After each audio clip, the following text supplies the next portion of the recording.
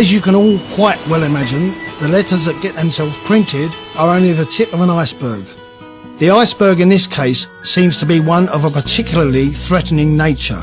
In fact, it is an iceberg that is drifting uncomfortably close to the dazzlingly lit, wonderfully appointed Titanic that is big-time rock pop, tax exile, jet-set show business. Letter after letter repeats the same thing. You all seem to have had it with The Who and Liz Taylor, Rod Stewart and the Queen, Jagger and Princess Margaret, paying £3 to be bent, mutilated, crushed or seated behind a pillar, all in the name of modern 70s style super rock. The aforementioned iceberg cometh, and that iceberg, dear readers, is you.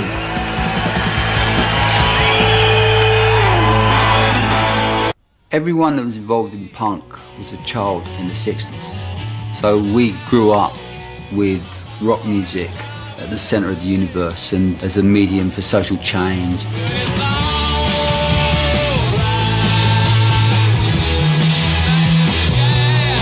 And what we got when it was our turn was feeling that we'd kind of missed the party, you know, we'd grown up too late to be a part of that. The whole country had this feeling that there's no innovation, there's nothing happening. Definitely not for us. When you looked at all the great music that had happened, you really sort of felt, well, what are we going to do? You really didn't have a future. No matter how well you achieved academically, it's like, why bother, know your place? We didn't want any bullshit. We didn't want to have an older generation's views put upon our shoulders. We didn't want to have to toe the line. You've created somebody who has nothing, and out of nothing, I'm going to build a whole new suit of clothes. Out of nothing, I'm going to look great. Out of nothing, I'm going to terrify your children. In London, it felt as if a great ashen cloud had fallen over everything. The great idealistic issues of the hippie era, gender politics, issues of race, issues of authority, were not listened to. And in fact, I'd gone to the Home Office and said, we have been arguing with you, and if you don't listen to me in my generation, the next generation is going to come at you with knives. Did you right? I mean, who do you think is a good singer? I don't. I don't have any heroes. They're all useless. Well, there's no bands around, is there? None.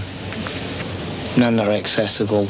Well, before you... Unless you pay a £5 to see them, and then you can't see them. And what sort of people came to see you in the beginning?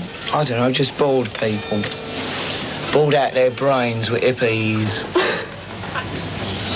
What's this thing you got against hippies?